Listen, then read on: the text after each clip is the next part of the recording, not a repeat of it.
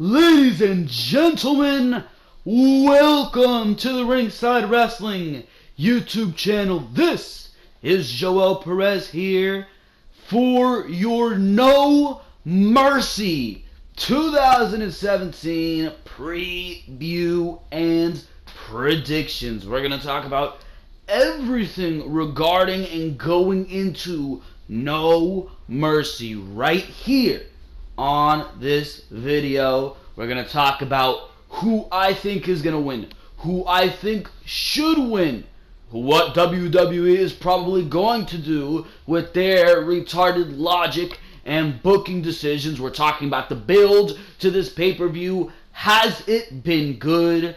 And the circumstances that are going to present themselves coming out of this pay-per-view. All that is going to be discussed right here on this video, right here on the Ringside Wrestling YouTube channel. This is your WWE No Mercy 2017 preview and predictions. But before I do officially get into the video, like always, make sure to go check out all the other content on the Ringside Wrestling YouTube channel, because there's so much content to go check out on the Ringside Wrestling YouTube channel. Over 250 videos for all of you to go check out right here on the Ringside Wrestling YouTube channel. This week alone, Monday Night Raw and Smackdown reviews are already up for your viewing pleasure on the Ringside Wrestling YouTube channel. We're talking about the uneventful shows that those were, and going on rants about those shows, and you never want to miss a rant from Joel Perez right here on the Ringside Wrestling YouTube channel. So make sure to go check out your Raw and Smackdown reviews if you missed those shows or want an educated opinion on those shows, or both. So make sure to go check out your Raw and Smackdown reviews. Behind the Mic uploaded last Sunday. We were talking huge implications for the WWE. Daniel Bryan training with Brie Bella. That's the top news story. Daniel Bryan training with Brie Bella to possibly get back in a ring, but it might not be a WWE ring. We're talking about that on Behind the Mic, episode number 37. Each and every single week, you can expect Behind the Mic on Saturdays. Went up a little late this past week, but you can expect Behind the Mic on Saturday coming this week, where we talk all the biggest news stories in the WWE for the week. The Raw review as well. There's a nice tribute to the late, great Bobby Heenan, who passed away earlier this week. So you can make sure to go check out all that good content that's already on the Ringside Wrestling YouTube channel, as well as subscribe if you do not want to miss any of the upcoming content, because there is so much upcoming content. Like I already mentioned to you, Behind the Mic coming up this Saturday, and WWE No Mercy review after that show goes off the air on Sunday. You can make sure to await WWE 2K18 content when that game comes out. It's going to be covered all over the Ringside Wrestling YouTube channel. At that point, we're probably going to be getting 10 videos a week up, so you can make sure to be excited for that time. We're going to be talking about, or we're going to be covering, I should say, the Universe mode, the My Career mode. We're going to be simulating matches in WWE 2K18, and I think, once I do play the game enough, that I might be officially reviewing the game on the Ringside Wrestling YouTube channel. So there's a lot of WWE 2K18 content coming up in October when that game comes out, and that's just one more thing that you can expect on the Ringside Wrestling YouTube channel, on top of the pay-per-view reviews, Raw and Smackdown reviews each and every single week, Behind the Mic each and every single week, preview and predictions for pay-per-views like you're watching right now, and just a whole lot of other shit. NXT TakeOver reviews as well, that's another one. Just a whole lot of other shit, pretty much everything regarding the WWE, including this, which I almost forgot, the Mae Young Classic reviews. The Mae Young Classic went up on the WWE Network earlier this month, and the reviews for that are up. All episodes that were uploaded on the WWE Network are reviewed on the Ringside Wrestling YouTube channel by 2. So if you want to watch a review for episodes 1 and 2, it's up there. 3 and 4, it's up there. 6 and 5, did that backwards, don't know why, but you can make sure to check that. 7 and 8 as well up on the Ringside Wrestling YouTube channel, as well as a review up there for the finale of the Mae Young Classic. So there's a lot of content on the Ringside Wrestling YouTube channel for all of you to go check out. Mae Young Classic reviews included in that bunch. So make sure to do that and subscribe so you do not miss any of the upcoming content on the Ringside Wrestling YouTube channel as well. Twitter account of the same name, where we live tweet with Raws, with Smackdowns, pay-per-views, all that good stuff, and it also notifies you when I upload as well. So if you want to go follow the Twitter account of the Ringside Wrestling YouTube channel, you can make sure to do that. Twitter account of the same name, Ringside Wrestling. So make sure to go check that out as well. Like this video if you enjoy what you're hearing here, and my opinion, or your opinion I should say, is heavily valued in my brain. So make sure to leave your comments down below. Tell me what you think is going to happen at No Mercy. Who's going to win, John Cena or Roman Reigns? Brock Lesnar or Braun Strowman? Leave it in the comment section below, because for now we're going to go into talking about No Mercy. And we're going to start off by talking about the build of No Mercy. Clearly, being a Raw exclusive pay-per-view, we're going to be talking about the Raws leading up to No Mercy, and they have been decent.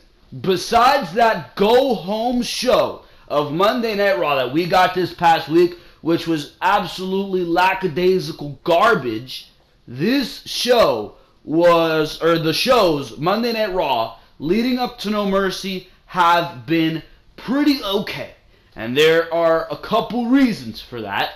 First of all, the fact that you have 2 WrestleMania-worthy matches going into this pay-per-view. Whether you like that or not, that is the case. Brock Lesnar and Braun Strowman, WrestleMania-worthy. Braun Strowman, or I already said that, Roman Reigns and John Cena, WrestleMania-worthy. And clearly the build-up for those feuds has been absolutely fantastic, and you can expect that to be very, very good. And that has really brought up the stock and the excitement of Monday Night Raw in the past couple weeks. You've had things like Jeff Hardy versus The Miz in a very, very good Intercontinental Championship match.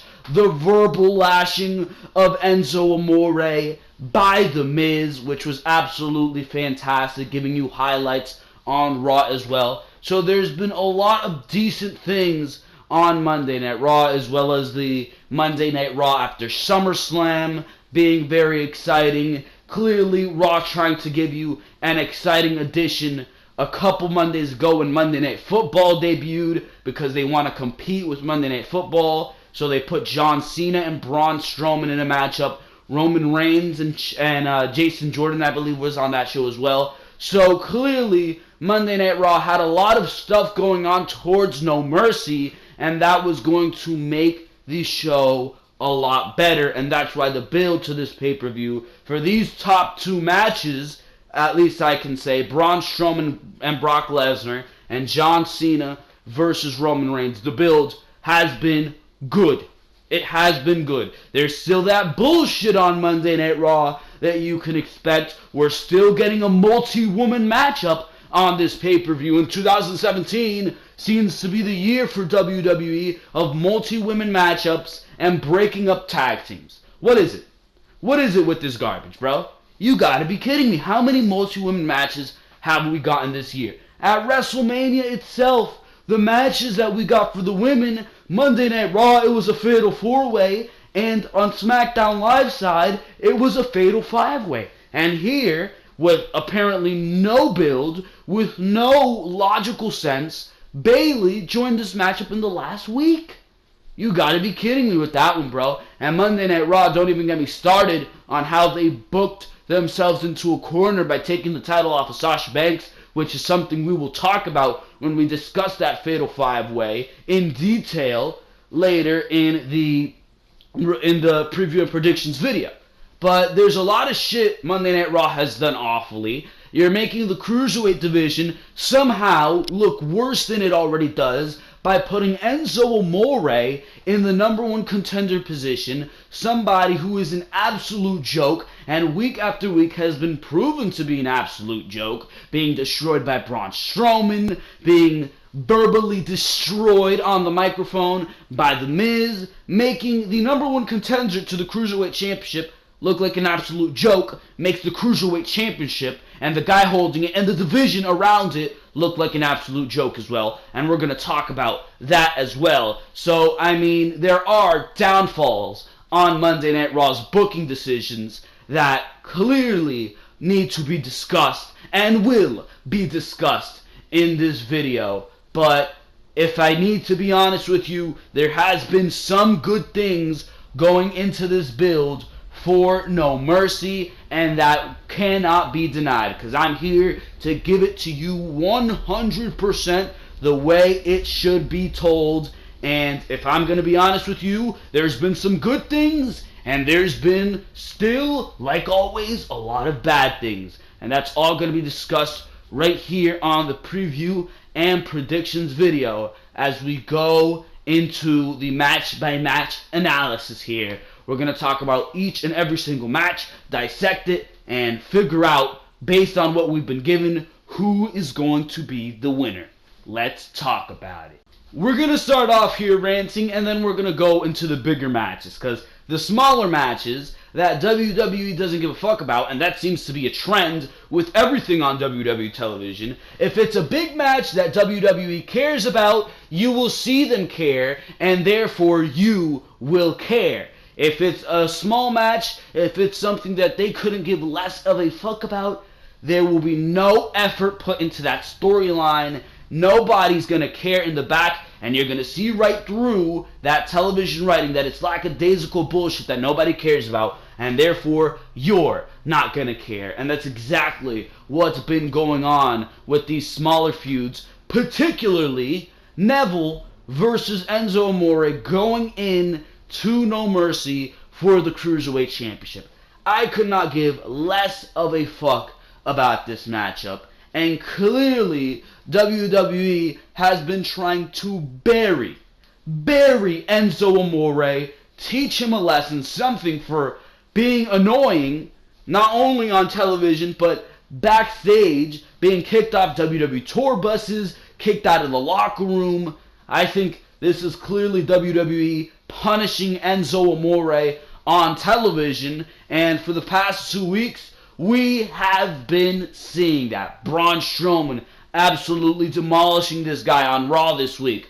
You got The Miz just absolutely tearing this guy down, tearing his fucking livelihood into shreds, bro.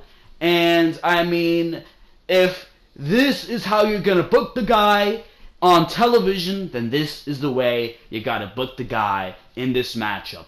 Neville is a legitimate fucking badass, and if you're telling me that Enzo Amore is going to put up a fight against Neville, I am going to be absolutely fucking furious at that fact, because Neville has been by far the best part of the Cruiserweight division, and if Enzo Amore, who has clearly been portrayed to be a joke, is the fucking best you got for him, that makes the entire division look like more garbage than it already does each and every single week on Monday Night Raw when these cruiserweights are in 2-minute matches, 3-minute matches. If you ask me, give us that. This is the one time I find it justifiable for WWE to give us a 2-minute cruiserweight matchup.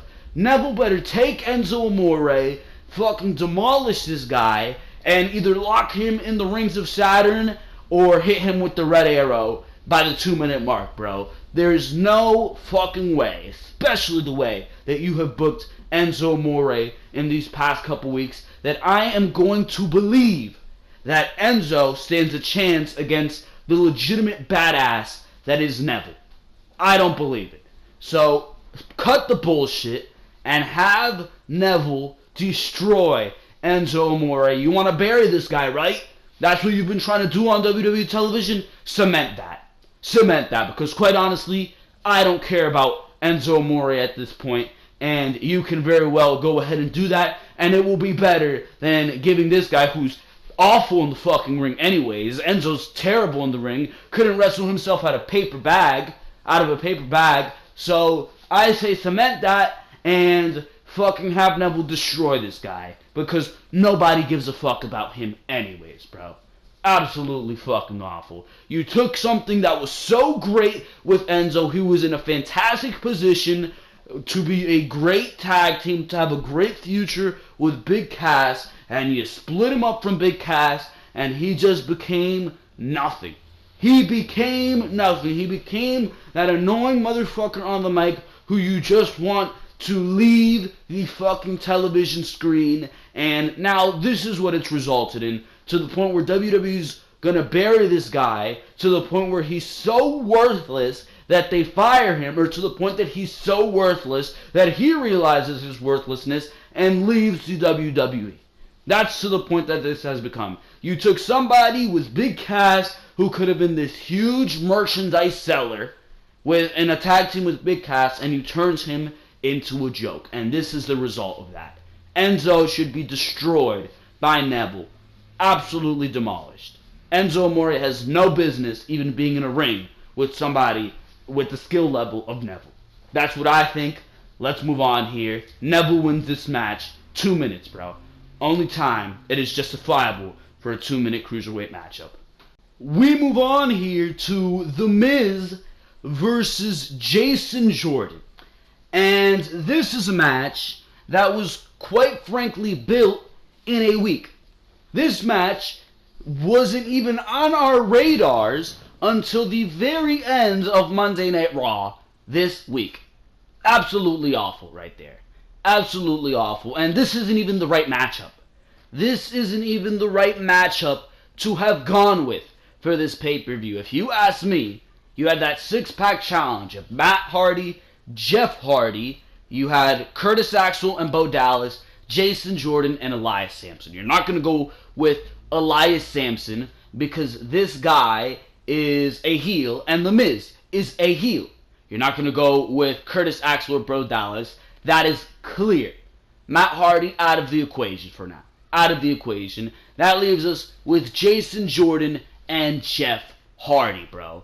Jeff Hardy, who may I mind you, already had a match with The Miz for the Intercontinental Championship that was never followed up on, and it was a very good match for that matter. So there's already a little bit of story there that you could have gone off of to have Jeff Hardy win the Intercontinental Championship at No Mercy. You have a babyface holding the Intercontinental Championship and bring prestige to that Intercontinental Championship by defending it against the likes of a Jason Jordan, of an Elias Sampson, of a Miz, of a Bray Wyatt, of a Finn Balor. All the matches you can have there. And meanwhile, you can split the Hardys up, have Matt Hardy go on and do his broken gimmick, have him unleash the broken brilliance out of having his brothers separated from him, out of seeing that Jeff went on to have all this success, have Matt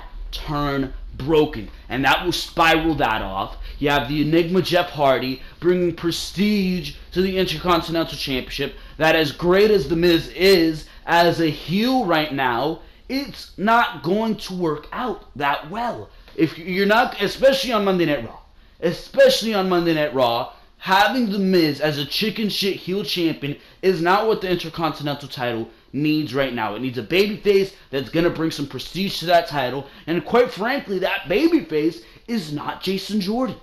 Jason Jordan has none of the character needed to be Intercontinental Champion within him yet. I'm not denying this guy's in-ring skill. He has fantastic in-ring ability. That was seen in his matches during the Build to No Mercy with John Cena and Roman Reigns. That Jason Jordan is absolutely fantastic in the ring.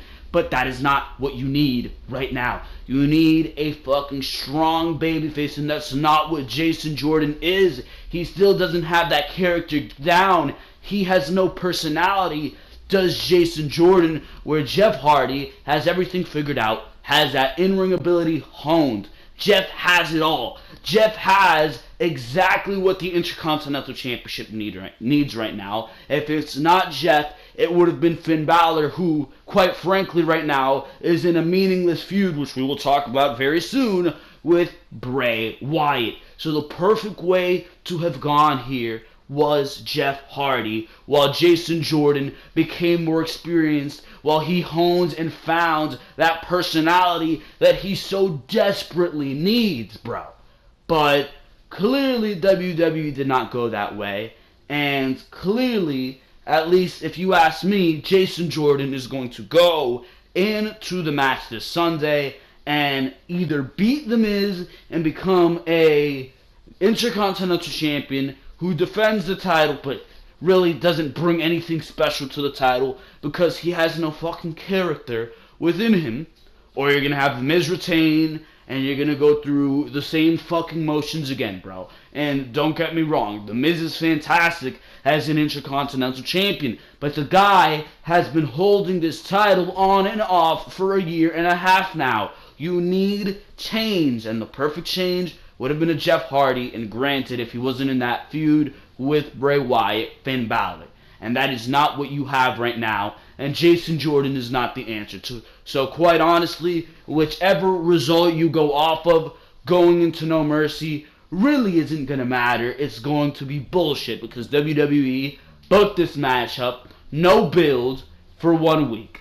For 1 week. The only dynamic you have there that you haven't even let marinate yet is the fact that The Miz is taking all these fucking jabs at Kurt Angle and Jason Jordan is getting angry at that. But then again, that's only been going on for a week. How is anybody supposed to be invested in a week's worth of build?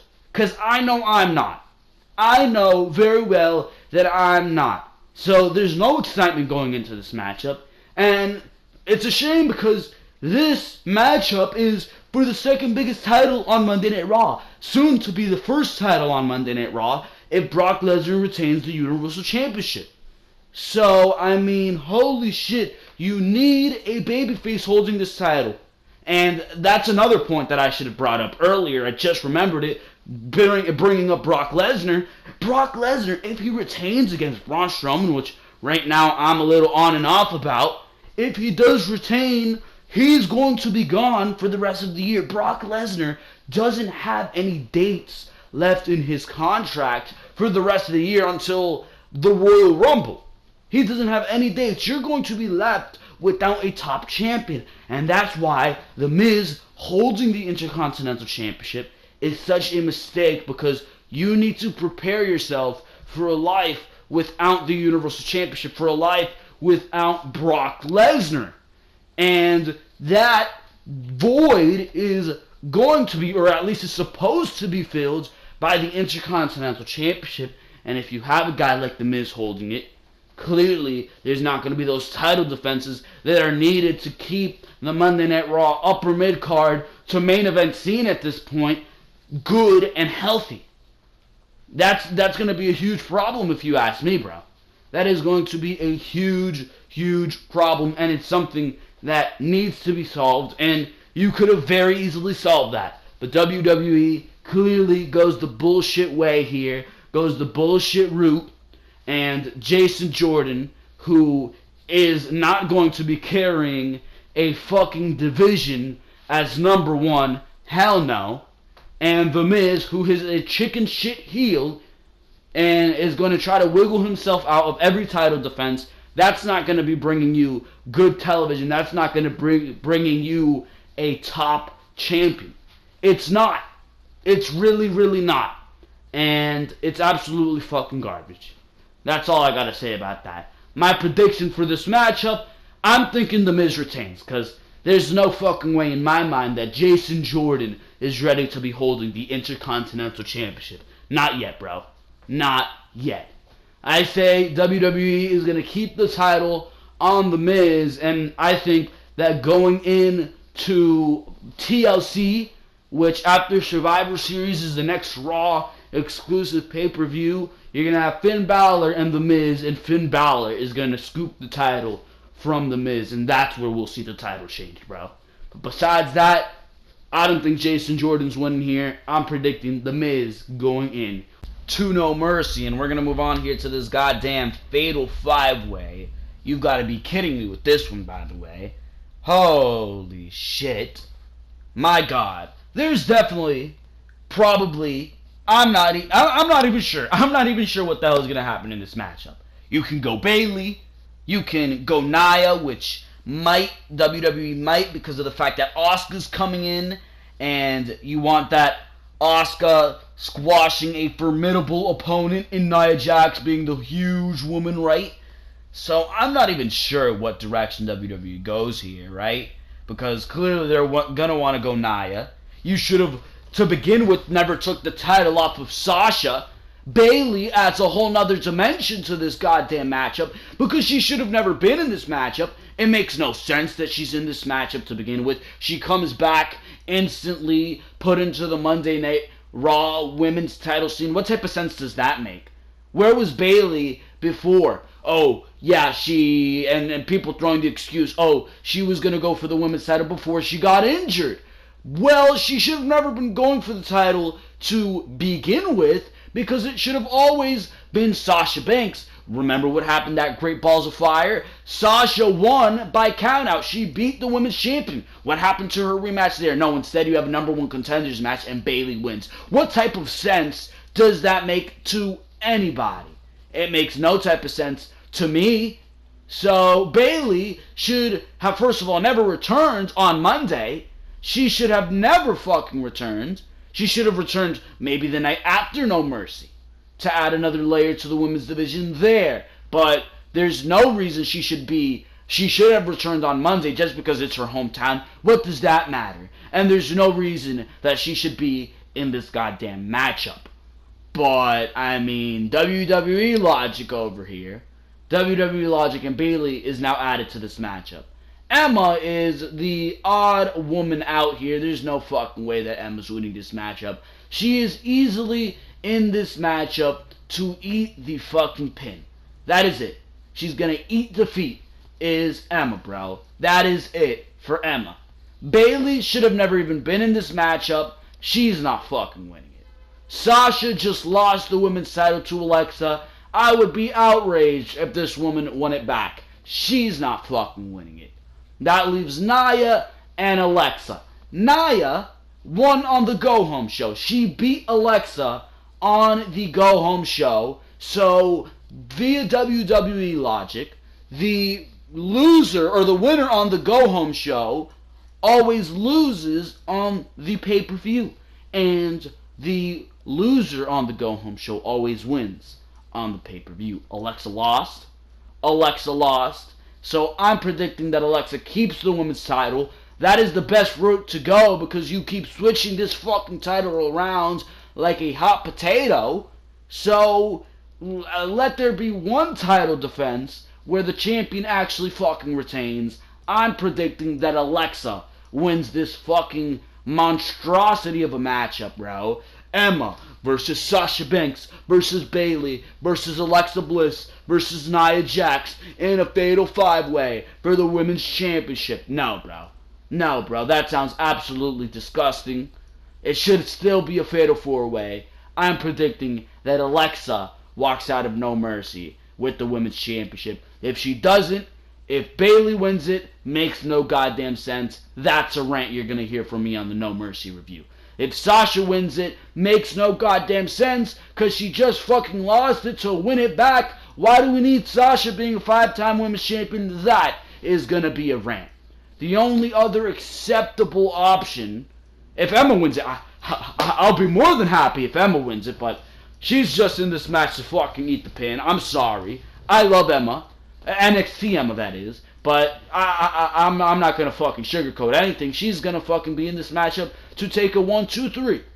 Only other acceptable option is Nia Jax, because WWE clearly wants Nia Jax to go against Asuka and to be defeated by Asuka to make Asuka look like this overwhelming hero, bro. And this overwhelming, fucking powerful, dominant woman. So, I don't know which way WWE is going to go here. They could go Nia or Alexa. But since Nia, she got her win on the Go Home show, it's going to be Alexa, if you ask me. And even if Nia won, I wouldn't even be that excited to begin with. Nia, not that good in the ring, bro. Not that good in the ring, but that is just my opinion. I'm predicting Alexa for now. Let's move on here. And what match are we moving on here to? Website telling me the fucking match card. Let's do this. What matchup? What matchup are we moving on to here? Next image over here. I don't know. Why the fuck is GameSpot doing a WWE match card, bro? Makes no goddamn sense to me. But we move on here to the tag team title match. Dean Ambrose and Seth Rollins versus The Bar. Is that literally what they're calling this tag team now? The Bar? Oh, you gotta be fucking kidding me. That sounds absolutely fucking awful. It's Sheamus and Cesaro, asshole. Anyways, Sheamus and Cesaro versus Seth Rollins and Dean Ambrose. The build to this matchup has been absolutely lackadaisical. There has been nothing of avail going in to this fucking matchup. Going into SummerSlam, these guys were probably the best thing on Monday Night Raw outside of what was going on with the Universal Championship picture. Going into No Mercy, there's nothing for these guys to do. You had a fantastic build, putting Dean Ambrose and Seth Rollins together, going into SummerSlam.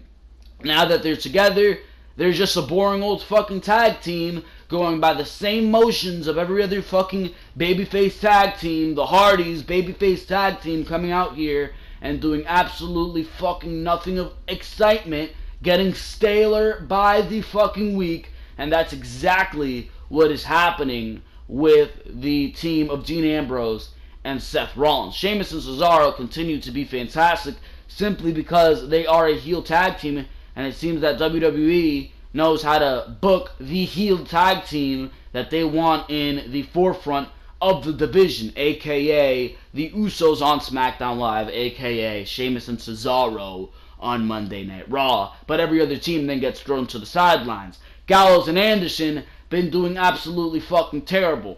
Probably one of the worst tag teams that I've seen in the WWE in recent memory. And that's bullshit considering what they've done in New Japan. Makes no goddamn sense to me, bro. Makes no goddamn sense to me. The tag team division on both Monday Night Raw and SmackDown Live are an absolute fucking shambles, bro. On Raw, you have the Hardys, who are inevitably going to break up. Heath Slater and Rhino, who, are they really even a team at this point? Holy shit. And then you got Gallows and Anderson. Nobody gives a fuck about them. And then you got Sheamus and Cesaro and Dean Ambrose and Seth Rollins. So, when Dean Ambrose and Seth Rollins win, because they should win, there's no way you're going to do hot potato with the tag team titles as well. Don't fucking tell me that one, WWE. Just to extend this fucking feud because you have nowhere to go beyond this point. Holy shit. What I'd do at this point is bring up the Authors of Pain from NXT, debut them on Monday Night Raw, and have them absolutely destroy Dean Ambrose and Seth Rollins. And that builds dissension between Dean Ambrose and Seth Rollins. Well, the next pay-per-view after this one is Survivor Series. So, that is a freebie for WWE. That is a fucking freebie for WWE. They do not have to build towards a tag team championship matchup if they are doing that 10-on-10 thing that they did last year with the 5 tag teams from Raw on one side and the 5 tag teams from SmackDown on the other. So if they do go that route, that's a freebie. And then after Survivor Series, you have the Authors of Pain debut. They feud with Dean Ambrose and Seth Rollins going into the Royal Rumble. And then after the Royal Rumble, that's when you have the split of Dean Ambrose and Seth Rollins, where Dean Ambrose would presumably turn heel on Seth Rollins. And clearly you go into WrestleMania 34, building Dean Ambrose versus Seth Rollins, but this time with Dean Ambrose as the heel and Seth Rollins as the babyface. That is what I would do. That is what I would do for this tag team division, which right now is in fucking state of absolute misery and depletion. So, I don't fucking know, bro. But I'm predicting that Dean Ambrose and Seth Rollins hold on to the straps going into Survivor Series where they don't even need to fucking defend the straps. So, there you go. Dean Ambrose and Seth Rollins win this matchup, which has had an absolutely boring, sleep-inducing build of nothing but the by-the-motions booking of the WWE that excites nobody. We go to Finn Balor versus Bray Wyatt. This matchup, don't even know why it's fucking happening. You got this build with Goldust interjecting himself, and Bray Wyatt saying that these guys are just guys hiding behind the fucking character, blah blah blah blah blah. All this fucking garbage. Finn Balor already beat Bray Wyatt at SummerSlam.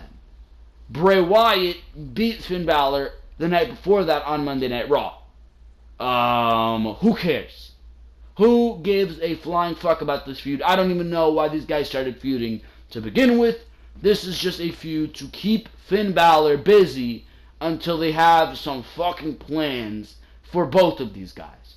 This feud matters to nobody. Is this going to be a good match? No, based on what we've seen from these guys in the past. They put on nothing good. Hopefully they do put on a better match than what they've put on recently. But, I mean, really, are you even going to be paying attention? Or are you just going to be on your phone tweeting during this matchup? Because nobody gives a fuck. I think it's the former right there, bro. I think it is the former. But, I mean, holy shit. Who's going to win this matchup? I have no fucking idea. Bray Wyatt's certainly not going to get a fucking win. I don't think so, at least. I think it's going to be Finn Balor. I don't know, because WWE seems to have no fucking logic when it comes to booking these feuds on the undercard. I mean, why do you think we're seeing this matchup again, bro? Why do you think we're seeing this matchup again? If it were up to me, Finn Balor would be competing for the Intercontinental Championship. And Bray Wyatt would probably be competing with Jason Jordan. That'd be pretty decent. That would be pretty decent, but no, WWE doesn't use their fucking brains, right? Absolutely fucking garbage. Who cares about this goddamn feud? I mean, not me, not you. I'm predicting Finn Balor. Let's move on here. Goddamn. Awful. That's all I have to say about this matchup. And you'll get the fucking point. We go to a matchup that actually, the two matchups that actually matter on this fucking pay-per-view. The two WrestleMania-worthy matchups, and that is John Cena versus Roman Reigns. That's the first one we're going to discuss here. John Cena versus Roman Reigns. Now, this matchup is clearly fucking interesting here because over these past few weeks, John Cena has buried Roman Reigns on the microphone and proved that Roman Reigns is never going to be on the echelon of those top talents that have carried WWE, like the John Cena, like the Hulk Hogan, like The Rock, like the Stone Cold. John Cena on the microphone proved that Roman Reigns will never be ready for that. He's just not the WWE star that is going to carry this fucking company. And John Cena on the microphone proved that. He fucking proved that. He finally said what needed to be said about Roman Reigns on WWE programming that for some reason nobody else has said. You have the commentators kissing this guy's ass each and every single fucking week. You have this guy kicking out a finisher after finisher after finisher. Clearly protected. Boos on the WWE Network when you show Raw replays being muted. Signs being changed to protect this guy's image, to make this guy look like he might actually resemble a babyface. None of it has worked. For 4 years, none of it has worked. And finally, it was said on the microphone through John Cena. Finally, it was fucking said.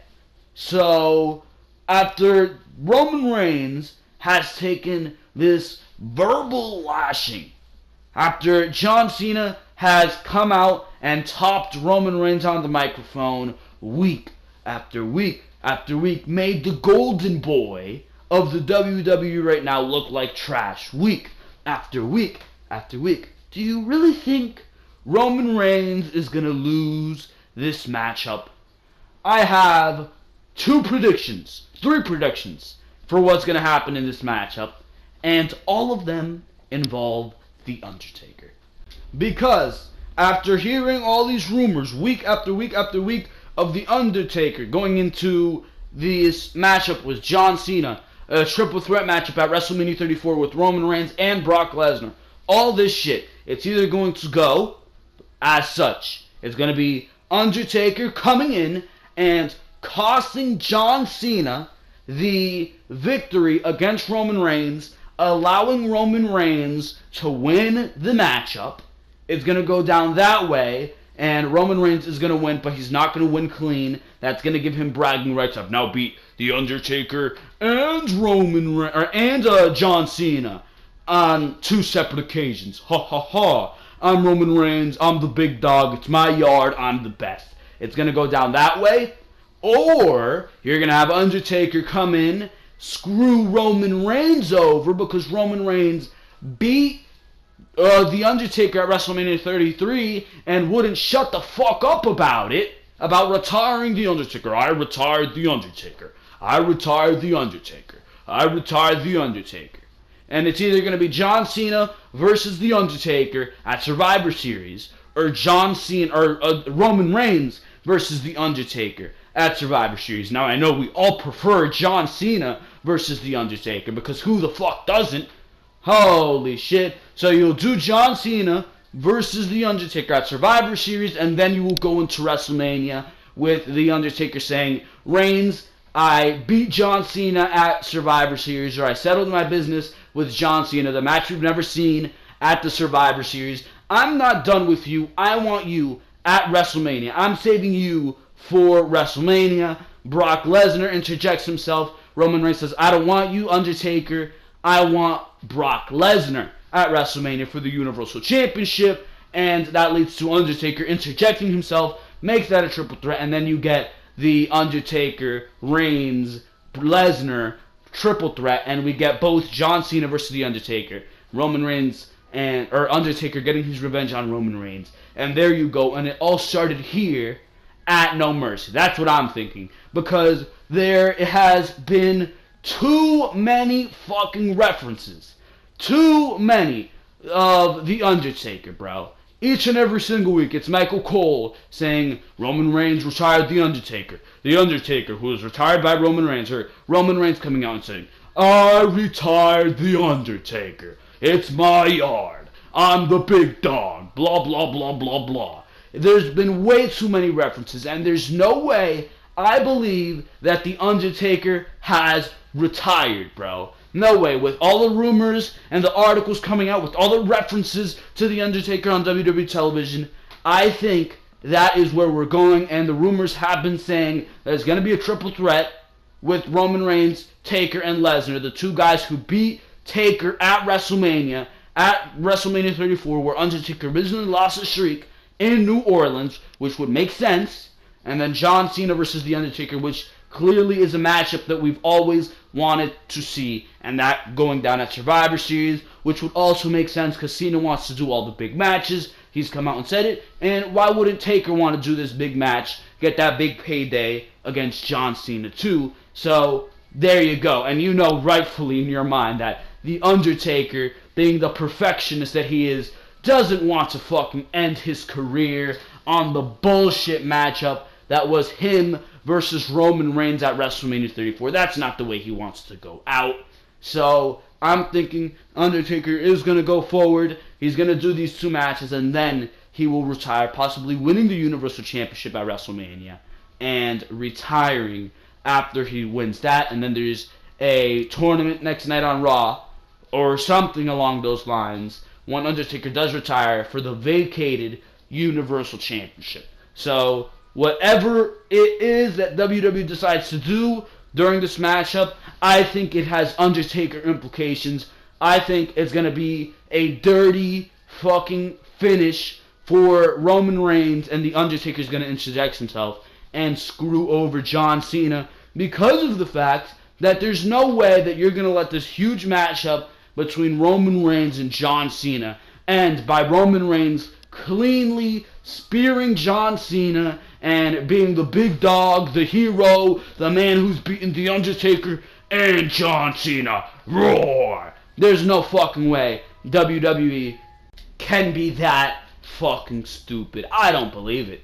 I just don't believe it.